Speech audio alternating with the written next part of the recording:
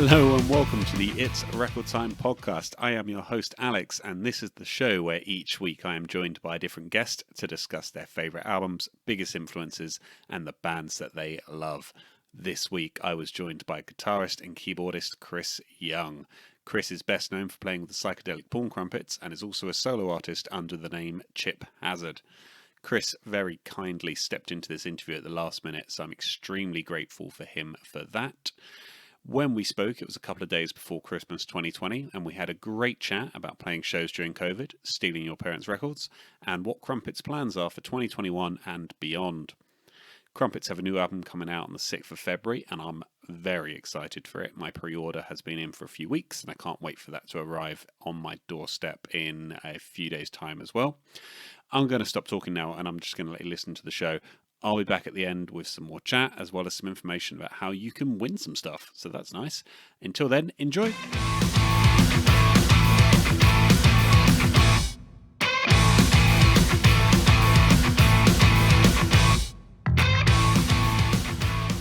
So, how are you today? I'm good. I'm a bit burnt out, actually. I just had a big, the last Christmas, everyone's trying to book. Actually, sorry, I should say we're lucky enough to be playing a few gigs over here in Perth. So have you been able to play in the last sort of few weeks then? yeah, we've got a Christmas Eve show coming up and a New Year's Eve show coming up with Crumpets.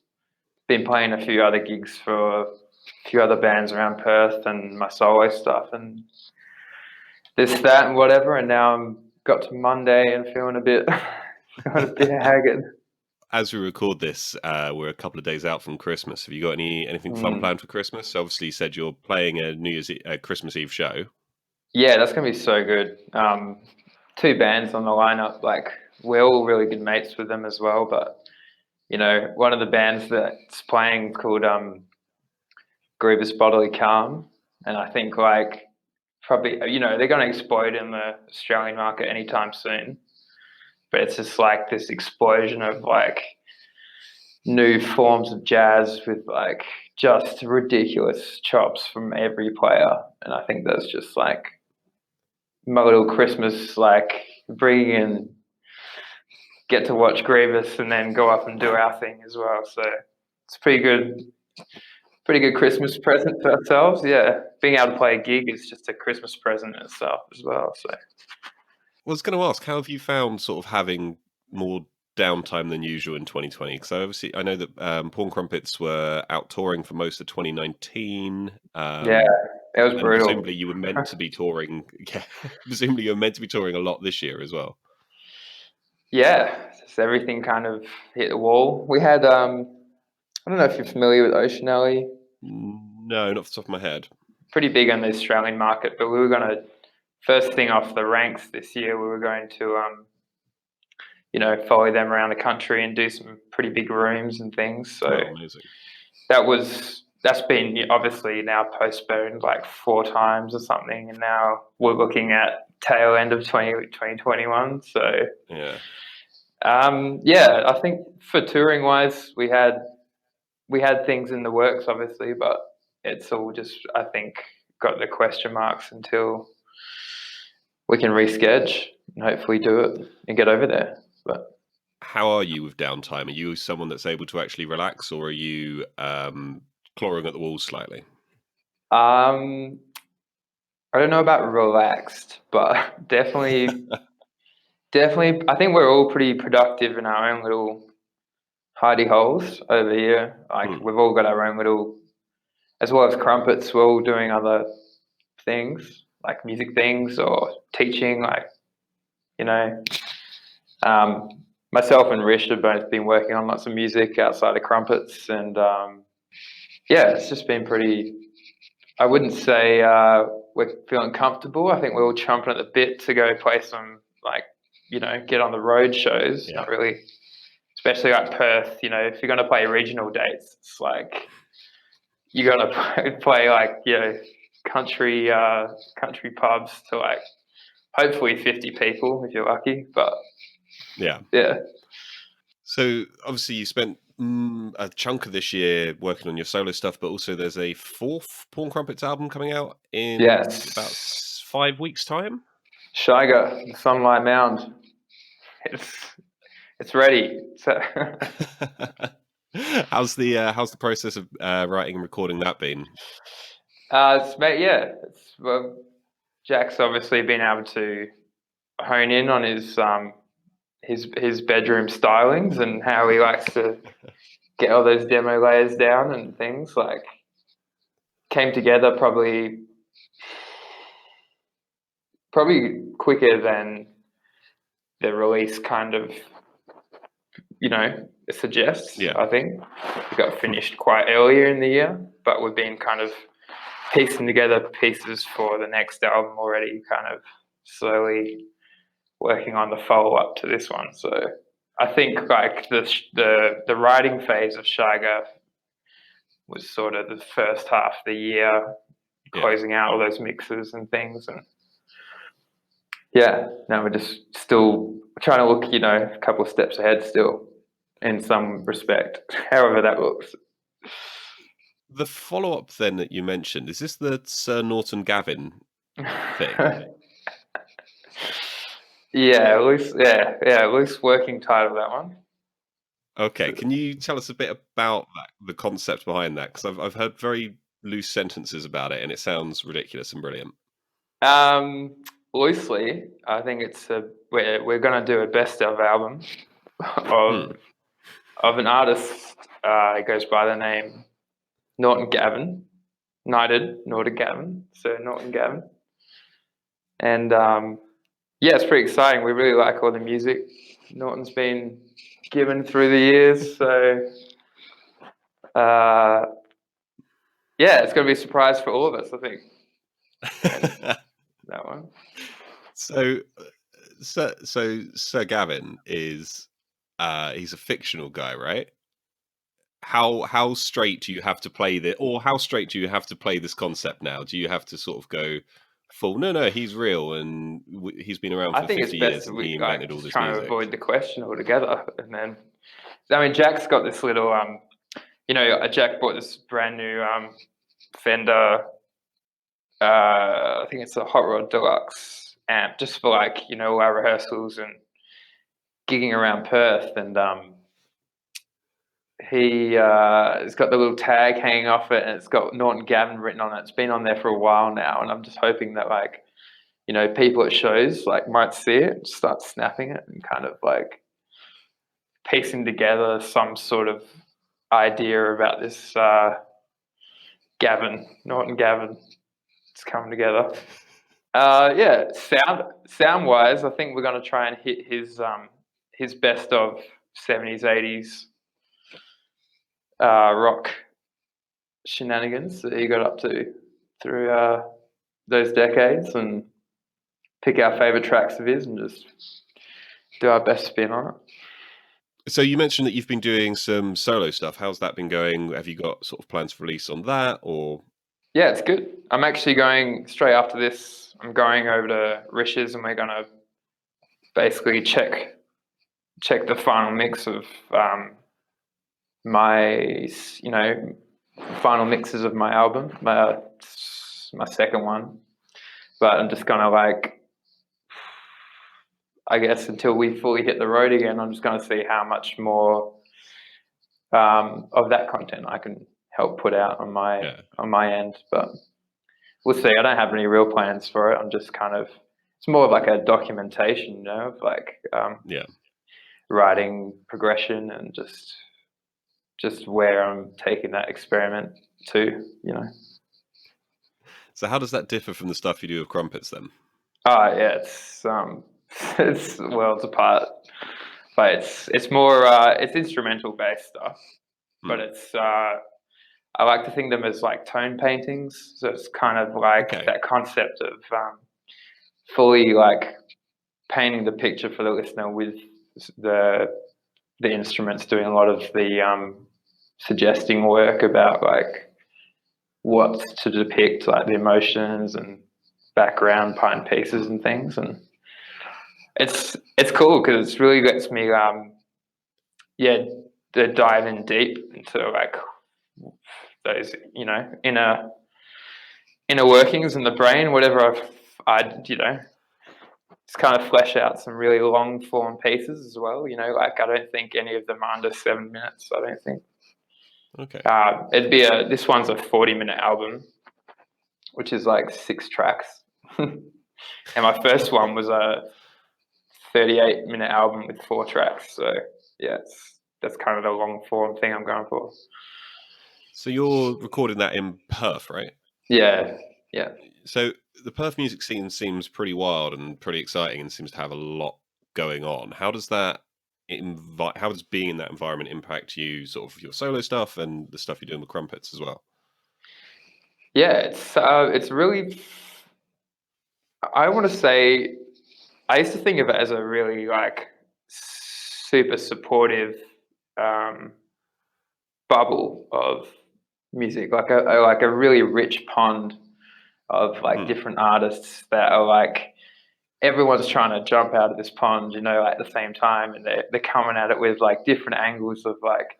I think Perth just probably has the most genre bending, mashups of like things you probably don't expect to go together. And Perth somehow, like, people are that hungry to try and get stuff out there and heard. They're like really pushing the boundary, because it's just so hard. Like, we're just also so far removed from the East Coast bands, like it's a whole nother world away, really. Like, if anything, this year, it's strange because, like, of all places, like, Perth seems to be like one of these little nuggets in the world that's still putting on some shows and like keeping the borders shut, and it just adds to the majesty of Perth music. I think it just keeps surprising everyone.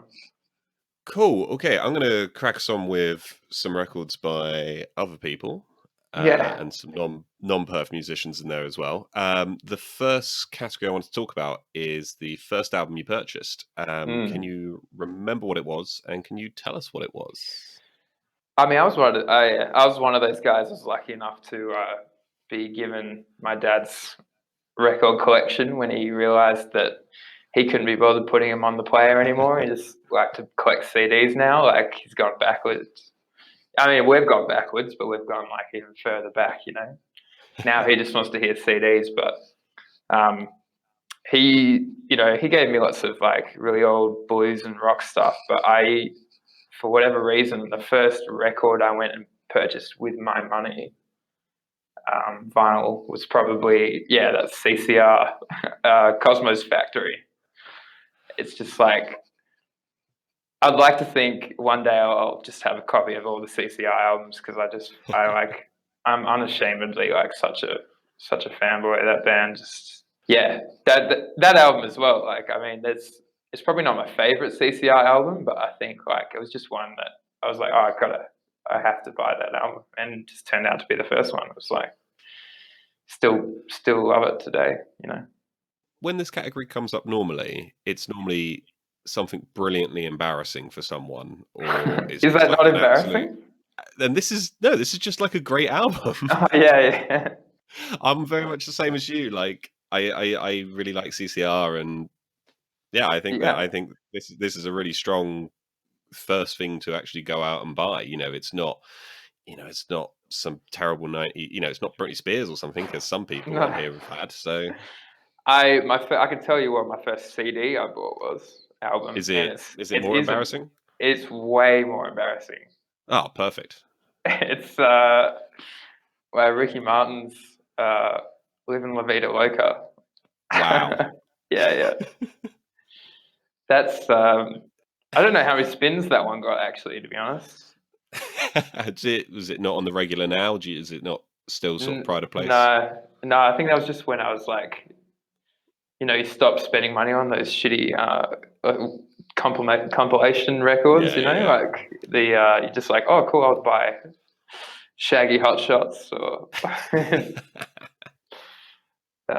So how old were you when you picked up Cosmos Factory?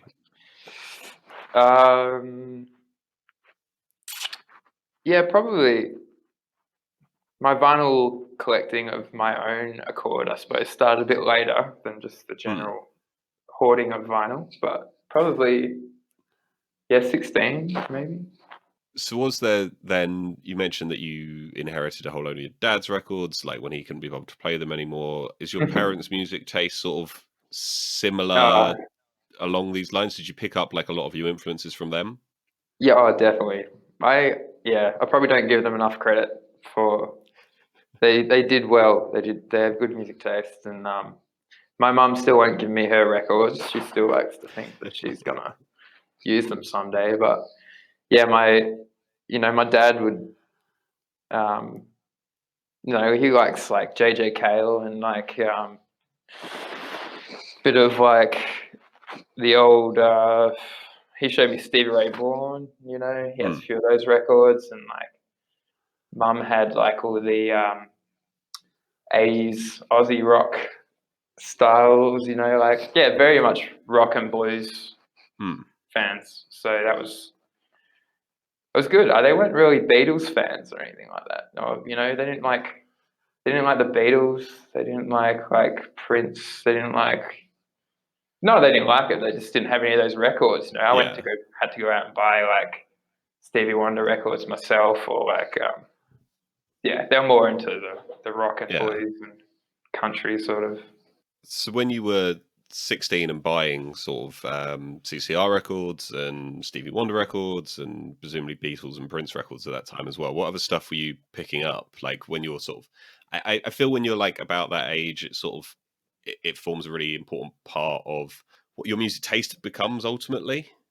Yeah, I always thought about it as like I'd start with like the favorite albums, like they're just the tangible album I need to have that I can open up, take Yeah. out the sleeve, read the liner notes. It's like that's an album I've always listened to, but I just need to own it. Yeah. So yeah, some other things I was buying was just like some of the old classic Led Zeppelin vinyls. I think my dad gave me a copy of Dark Side, so that's I will say Dark Side is probably my favorite record of all time. Such a big influence on my musical direction and tastes. And So I'm going to move us on to the next category. The next category is most recent purchase. Can you tell us what you picked up and where you picked it up? yeah, I'd say the most recent. I think I bought them together though, so it sort of I'll counts. allow that. Yeah, I went and bought a copy of Bad Bad Not Good's third album, which is double LP, but I've been on the hunt for their second for, I probably should just jump on Discogs and bite the bullet and buy a copy of the second was such a big influence for me. Yeah. Like that blending world of like the jazz guys really getting in with some of those rappers, and like watching like Tyler the Creator like gravitate towards these jazz nerds out of Toronto, just like playing the tidiest, coolest, hippest version of new jazz, and hip hop guys were loving it. So that's such a higher production album, I think, than number three. But it sounds phenomenal. I love it. The other vinyl I bought with that day was the Alice Coltrane album. Heaps of people have sampled this album. I think it's that Journey in Sachin Dinananda. Journey in Sachin Dinananda. Yeah, I'm gonna trust your pronunciation on that. I'm not gonna try. Yeah, that's a wild album. That goes everywhere, really. It's also like it's not really one of those background sort of jazz records either. Like it gets I think people like can't help but like drop in on some of those wild sections in there as well. Like it's not just calm and nice harp music. It really does like get quite erratic and wild. It's cool. So obviously, like both of those records are either like jazz or super jazz influenced. What is it about the genre that you like so much? Presumably, when you come at it as sort of as a musician as well, that has an influence in it. Yeah, I don't know. I never really studied jazz or anything like that. But I think we all, like, especially all of us in Crumpets, like I think we all really, really, really respect and appreciate like jazz form and jazz techniques and things, and like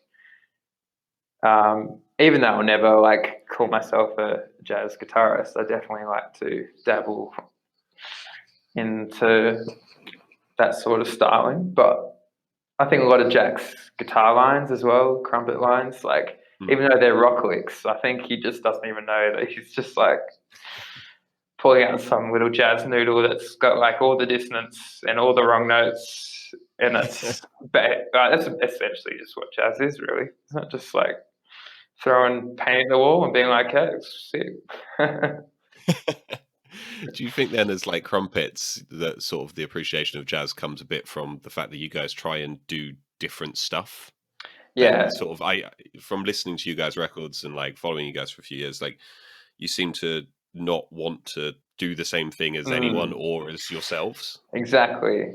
Yeah, I think that's why, like, you know, jazz players were always like cutting edge of pushing that envelope of like, you don't understand us just yet, or like you haven't fully got a grip on what this is, because we're gonna, you know, throw a curveball out that just, it keeps you guessing as well. It's very Crumpets thing to do. So you mentioned your solo stuff at the start of the chat as well, and so that's instrumental. Presumably, you listen to a lot of instrumental albums. Then both of these albums are instrumental. Yeah. I don't really think of it consciously that a lot of the stuff I listen to is instrumental, but there probably is, I'd say, way more than the majority of my personal catalogue of albums that I have would probably be instrumental albums. Yeah. So you pick these two up on physical vinyl releases then? Yeah.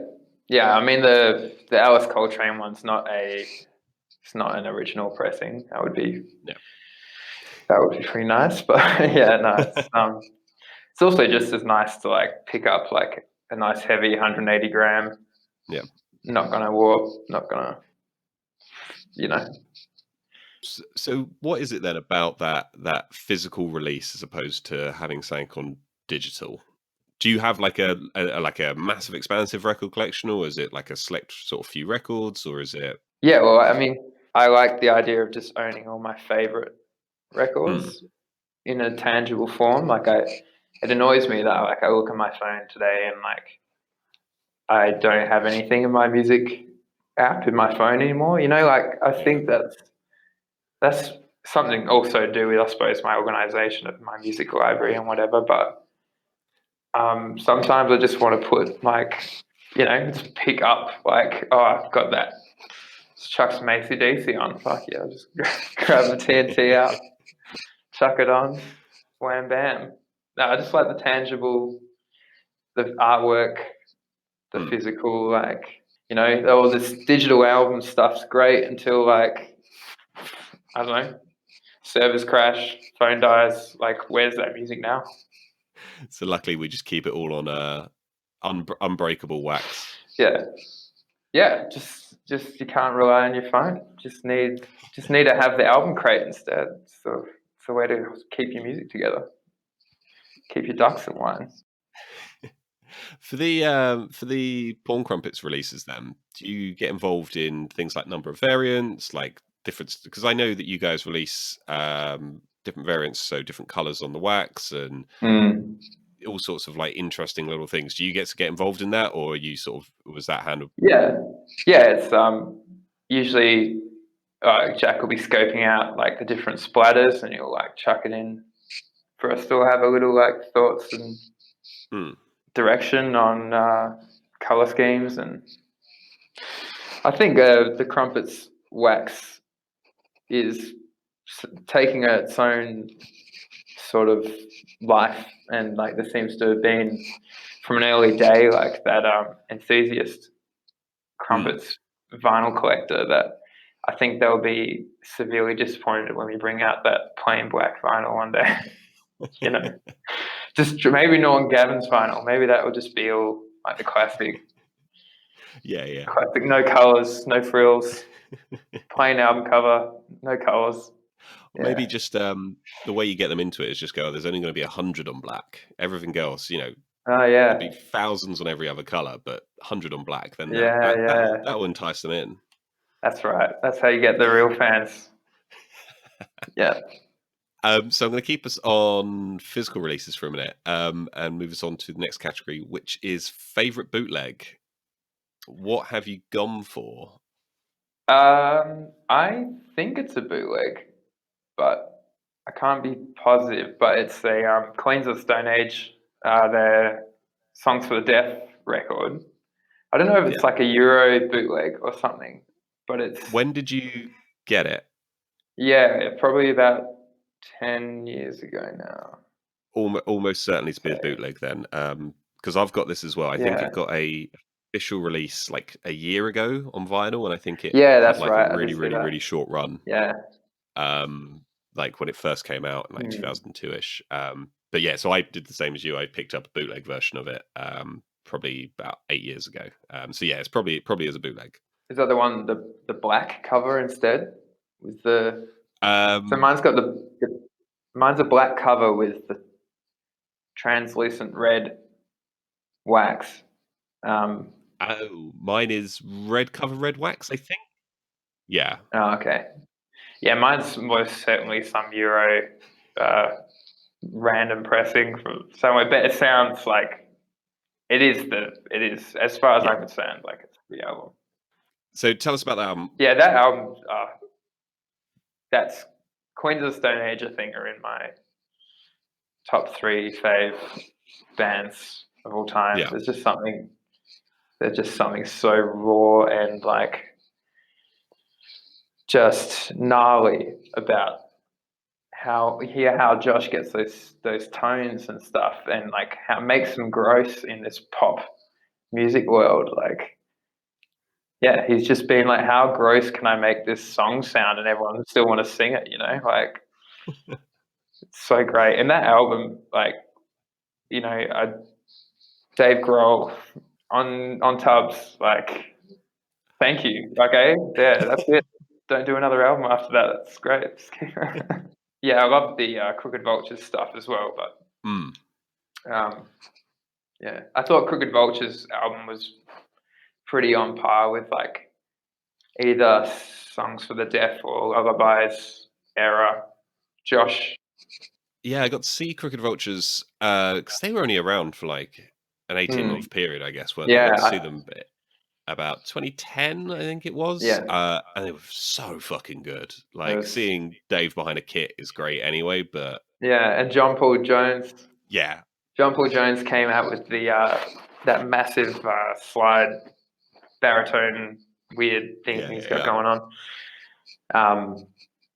Yeah, I won't forget that gig ever. Yeah, it was incredible. I saw them in the UK. They were opening for AC/DC, so it was just like this incredible, like 3 hours of my life, 4 hours of my life. Yeah, it was 2010 AC/DC. It's still not half bad.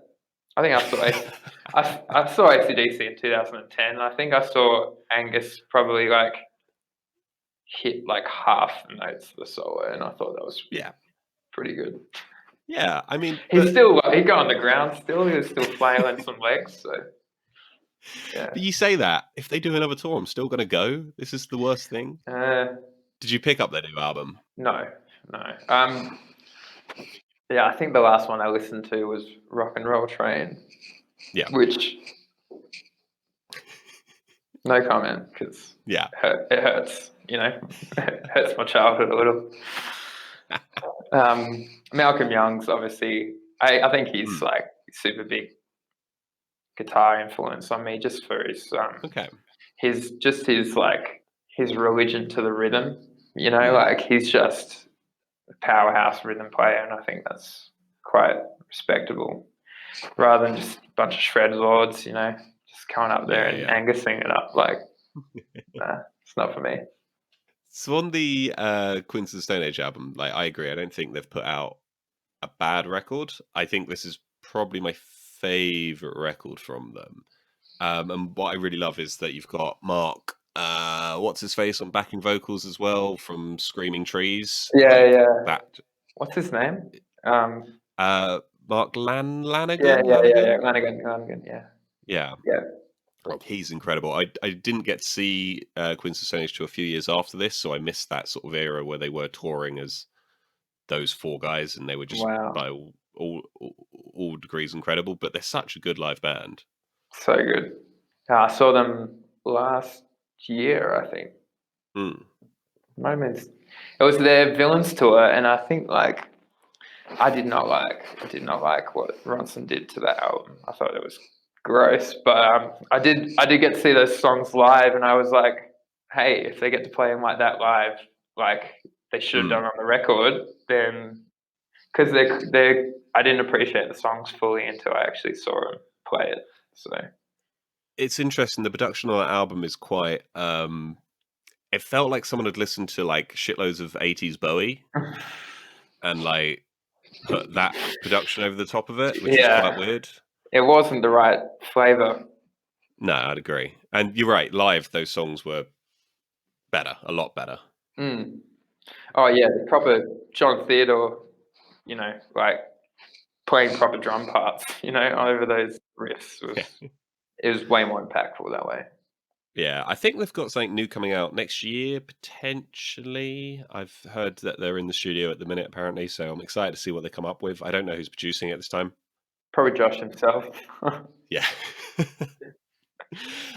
So on bootlegs, then, I'm a little bit interested in, like, as a musician, if someone put out like a Porn Crumpets bootleg, would you Mm. be flattered that someone had gone to the effort to do that, or would you be sort of annoyed from like either a piracy point of view, or I think it's an interesting relationship with bootlegs in that they seem to be acceptable, whereas pirating, just straight out pirating, isn't.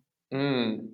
Yeah, like I'm not mad at that guy, guy or girl, Mm. whoever ended up pressing this Queens of the Stone Age bootleg. Like I'm very much enjoyed it, to be honest. But yeah, I don't really know what's involved in that process. Like I don't know how much.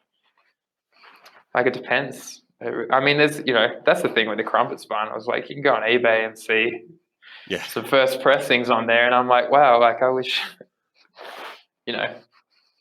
I wish the band got to reciprocate some of that, like Yeah. elevated stature of prices and things. But anyway, no, I don't think it would be because like same thing. Like, is it the real copy? Then no, Mm. it's not as special.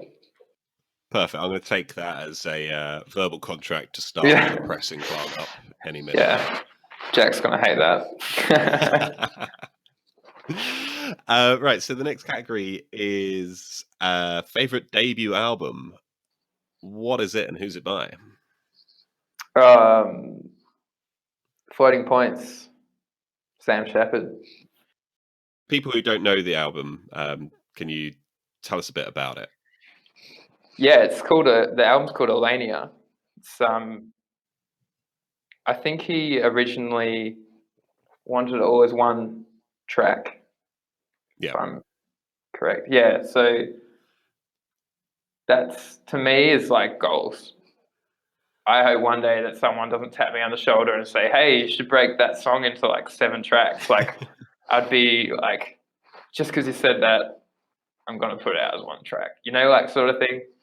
But it was good that he did do that because I think it got a lot more people got to. There were probably there's a lot more fans that wish he didn't do that, but the exposure in the sense of some of those tracks that are like deep in the album may not have been heard, and there's like some tracks in there that are just masterpieces. Yeah. But I think the most like unassuming part of that album is the artwork. Like, Yeah. I always thought it was like, oh, why would he choose such a weirdly, boringly bland design for the cover? Like it did for such a beautiful album. I was like, I don't understand. Like until I bought the record and then I opened it up and I read the liner notes about how the artwork was put together and yeah, I think he hooked the all the tracks. He ran the tracks through one of those harmonographs, where it traces like, Big pendulum type thing, isn't it? yeah, it like traces Yeah. like basically the tonal harmonic shape of the piece Okay. or whatever. And I think he used that one of those pieces as the artwork for the album. It's a masterful album, and I think that he's a pioneer in really taking like so many different instrumental forms into like new territories. Like his electronic stuff's obviously impressive, but I really liked that era of floating points with the live band with the Rhodes Yeah. and the. It's like a 16-piece band, isn't it? A 16-piece group? Yeah, I haven't watched it in a while, but I think there was that might have been the BBC, like a Maida Vale or something. Yeah. They all got in the room and they performed that stuff live, and it's just, yeah, still love it. So great. So you mentioned about wanting this to be sort of one big long track and how that's sort of an ambition of yours. Like, is there presumably would you do something like, I mean, different genre obviously, but something like that Dope Smokers record where it's like an hour and 8 minutes long or whatever, and it's just like one massive, ridiculous, continuous piece? Yeah, not like that. I think I'd still need to have. I still respect like having troughs and peaks and like not so much of a drone for an hour and just like building upon that. But Yeah. I think not enough people are game to try it because of the way music's being consumed now. Like people are releasing 1 or 2 track releases now because Spotify, people get a couple of tracks through the album and they stop listening. So presumably then when you listen to an album, you very much go start to finish and you sort of go, okay, here's the flow of that album. This is how the artist wanted this to be heard. Yeah, exactly. I mean, I know a lot of people say that, but it's true. I mean, I think that's the way it was intended. So that's just doing the artist the due right to be like, this is how they intended it to be heard. So Floating Point's debut came out around the same sort of time as the Porn Crumpets debut. Looking back on that first album now, are you someone who's like able to enjoy the work you did on that, or are you like hypercritical and when you listen back you just go, fuck, I should have done it this way or that way? Or Yeah, I think I am different to the other guys in the band because I can still listen to the first album and enjoy it because I wasn't on the first album. So I only came into it to fold in the second album. So I don't have that sort of level of. I think the guys like just flat out refuse to listen to the mixes and like the tones and stuff. I mean, I think there's a bit of beauty in how raw and personal the album sounds though, and I think that's why a lot of people have really latched onto it because it sounds homely in it sort of does sound like it was recorded the way it was, not some high production studio album. are you more like the guys then for the second album, so the first one that you were on? Are you able to listen to anything you've created basically without constantly wanting to tweak it back in your mind? Or Yeah, that's the curse of every artist, I think. Just can't avoid it. It's probably best just to just not just not go back and review and listen to stuff. I was listening to a podcast the other day of James Blake talking to Rick Rubin about his new stuff and whatever, and they were touching on his first album and how James hadn't listened to it in like 6 years or something, at all until they sat down and listened to it. And I think they played like Measurements or one of those really obscure pieces and they talked about it. And like, even in that conversation, like James is saying like, I totally would never approach that song like that today, but I'm so glad I did then, and I wouldn't change it for anything. Like, even though you're so far removed from that headspace or how you put that together, like it's good that you did do that, because you get to like reflect, and you can like, it's almost like a timestamp on where your mind was at or where your creativity was at, and you can always look back and be like, reflect and be like, come a long way, or like, I've totally taken some wrong turns, like go back to the old way. I don't know. I can't remember who it was. It's a quote I heard from a musician a couple of years ago, which was something along the lines of, an album isn't complete until you've played it live for 18 months. And he was talking about the idea that what you lay down on the record to what you end up playing sort of 18 months down the line is actually just completely different anyway. Because you end up just tweaking it over that time. And I thought that was really interesting as well, like translating it from the studio to a stage and thinking about how it works, and just messing around with a bit as well. Well, that's why Crumpets has always been really fun in that respect, because we always are constantly tweaking how the songs are arranged and performed, not just for us, but for everyone, you know. It's exciting when you're at a show and you're expecting it to go to that next structure of the song, or that next piece of the song, and then like the band just completely like throw you a curveball and just start going down this other riff territory, or like, we really enjoy doing that. Do you do that from this will definitely improve the song and this is how we should have done it first time point of view, or do you do it from this keeps it interesting when we're playing it point of view? Both, yeah.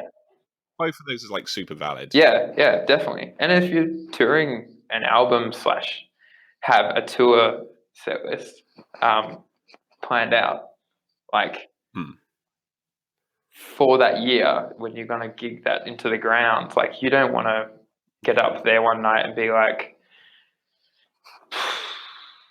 can we change it up, boys? What do you reckon? Like, should we change the set list? Or like, at least if you've got those really cool intermission like pieces and strings between tracks, like that's super like engaging and exciting as for us to do those sort of things as well. Yeah, that's really interesting. Like, I think it's interesting talking to touring musicians.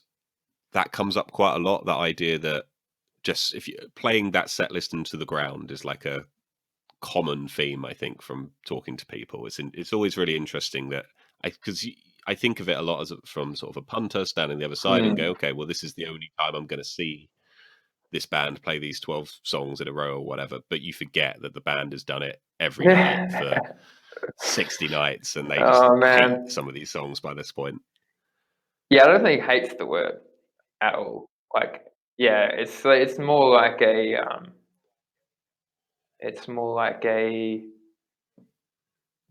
like you're passionately wanting to make it just as exciting, I suppose, for the same crowd as you did the night before. So I guess that's why you wear yourself out so hard on tours, because you really you do have to give it everything every night, because people are paid to come and see it heard the same way that you played it to people night before, or other places. So got to bring it. So the final category is artist who you own their complete discography. Who have you gone for? Yeah, I've gone for Bon Iver, actually. I have all of his records up to date, I think. I even bought the new like re-release anniversary of the first EP. It's got that 4-track EP, because then the side B, they've chucked in like the best like live takes of those songs they've picked up, and they're so much more like expansive and like lush sounding than Justin's really raw, somber, like intimate versions of those songs. So I love chucking the headphones on and chucking the Bon Iver albums on. They're just like, they're insane. They're just insanely lush. Like, a pretty big influence for me, I'd say. Yeah, I definitely had to own them all. When did you first get into the band? I think same as everyone else. Like when he brought out that first album, that forever ago album. So do you have like a go-to album from them, or is it certain situations you'll pick up different records from them, or is it just sort of jumble it all in at a go? Yeah, no, the self-titled album's definitely for me the best representation, I think, of what I like to think that Justin's done with that project. You know, I also have his I don't know if you've heard Shouting Matches before. No. That's his blues trio band. I've got that on record as well. This album's called Grown Ass Man, and I think anyone that's a fan of Justin that hasn't heard his blues stuff, like he has like other solo albums out on like a different moniker as well. But this Shouting Matches band, like, you know, it's the classic drums, like low, small drum kit piece, like the big organ, the wailing guitars, Justin's raspy, buttery voice. You know, like he does no wrong in my books. I think he's been, and you know, he works with like Kanye West and stuff. Like, he's basically done most things now. Like, I won't. I think, not like AC/DC where I'm not like hanging out to listen to whatever they're gonna put out next. Like, I think Justin, Bon Iver, like, I'm always gonna buy the next record. I think. I even, you know, some of the new stuff went pretty left of field in like an electronic way, and like, it's not music that I'm like super familiar with, but like it still has that same flavor, and I can really appreciate it still. So I'm going to assume then that Justin's one of your favorite artists in general then, and yeah, he's up there. I'd say he's definitely up there. Yeah, it's hard to pin down. Who else would you? Yeah, well, exactly. It's one of those things, and this next question is going to try and make you pin them down. Who else would you have up there? I know you've mentioned Queens of the Stone Age already. Yeah, Blake Mills. I don't know if you're familiar with Blake Mills. He's a producer, but he does put out his own music as well. What sort of stuff does he do? It varies. I mean, he even put out a pretty experimental, like 4 or 5 track album. I think it was last year or the year before, where it's just like big orchestral, long notes and like there's just noise and just like lush, just like small arrangements and things. And then it's got albums where it's just like the really somber singer-songwriter, amazing guitarist, amazing vocalist. He produced that really good Alabama Shakes album. You know, that Sound and Color. Yeah, I think that was producer on that. So that's his flavor is very much the flavor of that album. Yeah, you know? yeah. And things like James Blake and I don't know, Lights Are Gone Off. So I'm just like utilizing a meeting room here in the office before I go home. You did just suddenly fade into darkness. So Yeah. I thought, oh, well, that's it. He's gone. But no. Yeah, that's me wrapping up the interview there. Just fade away into the blackness. Very, very Batman way to leave an interview. That would be pretty cool, actually. Just disappear somehow. We got to figure out how long the timer's on for now, and we'll time it perfectly so we end it just as it goes out. Yeah. And I mean, we're not recording video on this, so this will make no sense. I think it's pretty silly, but I think the lights after 5 o'clock here, after 6 o'clock here, they just shut off every like 5 minutes unless someone stands up and waves their arms about. It's like it's a bit ridiculous. I mean, yeah. I mean, normally you could just take that as a hint to that's it. Get you out. Can just go. Yeah. But... What are you still doing here? Doing a podcast or something? So when you guys are touring around as a band, like I picture all you guys like crammed into a bus and all the rest of it, is there like a fight for who gets to put on the music, or are you guys all pretty in tune with each other in No, that regard? it's great. I think myself and Rish definitely like to slink in a few more hip hop tracks here and there. Okay.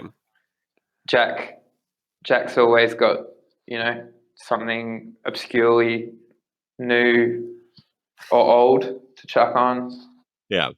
Yeah, no, Danny as well. Like we all like to share tastes and albums and things, and sometimes there's like one of those mornings in the van where everyone's feeling absolutely like a bucket of pebbles. Like someone can put on like, I don't know, just an album that no one else in the band's heard before, or like something that just kind of brings everyone's moods back around and just engaged again with the group in that way. So how do you go about finding new music then? Is it a lot of it through recommendations through sort of the band and your friends and stuff, or are you like a big depender on like the Spotify algorithm, or is it just... Yeah, I'm not very good at the Spotify algorithms, I don't think. I kind of get in traps of not listening to any new music on Spotify, but like able to find people's Bandcamp links quite easily for new stuff. Yeah. It's also handy to like be able to flick some artists some money that way as well. Like yeah. Immediately drop something if you see it on like SoundCloud or something. I usually just go over to the Bandcamp, and then sometimes they'll write their associated acts or similar sounds, and just end up like trolling other people's Bandcamps, I suppose. Not really got my finger on the pulse of Spotify just yet, or how to curate myself a perfect playlist, but we'll get there. I think that bit you mentioned about going through Bandcamp so the bands actually get some money is probably quite an important one, and one I don't think I realized quite as much until this year. Obviously when Bandcamp were doing that thing they do last Friday of the month where they're like, oh, we actually give money to artists. All proceeds. Oh, is it all proceeds? Yeah. They waive for their revenue share or something. Yeah. Yeah, it's been been helpful for me. I mean, I don't have any sort of following on my stuff, so usually friends that like will chuck in a few extra bucks as well because they know what it's about. So cool. Okay, we're coming up to the hour, so I'm going to wrap us up. Chris, thank you so much for coming on, and thank you for jumping in as a last-minute replacement as well. No, thanks, Alex. Really appreciate it. That was great. Thanks, Alex. It's cool. It's a lot of fun. So where can people pre-order the new Porn Crumpets album? Through all the socials, Perfect. Well, I believe we have a website, and it's... I actually don't know if it's one of those websites where we can't write the word porn, but I will. I'll put a link in the show notes. Yeah, that'd be great. That will help. Yeah. Where can people find your solo stuff? Yeah, it's also Bandcamp's socials. It's called Chip Hazard. Perfect. Yeah. Amazing. And where can people find you and the band on social media? Do you have a name, a tag you use and everything? Yeah, I use Chip Hazard as my socials now because I can't manage more. I can't do more than one. Like let's be real. I need to work out a way to get this phone out of my hands sometimes. So having the band socials as well as your own socials is already too many. So. Awesome. Thank you, man. I can't wait to hear the new album, by the way. I'm really excited. I've got my pre-order in already. A little tidbit. Yeah, I actually did yesterday. I was listening to the test pressing yesterday, and it sounds... I'm really excited. I really love Tally Ho. It's back. And I loved your, I'm going to presume it's not on the album. I loved your Jungle Book cover as well. Thanks. You did for Triple J. That was a lot of fun. Yeah, we played Tally Ho for that as well. Tally Ho's become one of our most fun tracks for us to play live, and we're really enjoying it. It hits hard. Some good riffage. Yeah, definitely. Like it's like a super big, colourful song, and I think if 2020 needed anything, it was probably some big, colourful, happy music. Well, I think it's probably the perfect way to describe the new album. So it's the sunshine coming back out, I think. I can't wait, and hopefully, you'll be able to get over to the UK at some point, and I'll come out and be able to catch a show as well. I mean, that by the sound of what's going on over here at the minute, that'll probably be about 2027, and you'll have 4 more albums out by then. But I'm excited for it either way. 4, I don't know. That's some gizzard territory there. I don't know if we can do that. We managed to go through a whole interview about talking about gizzard. Oh, damn it.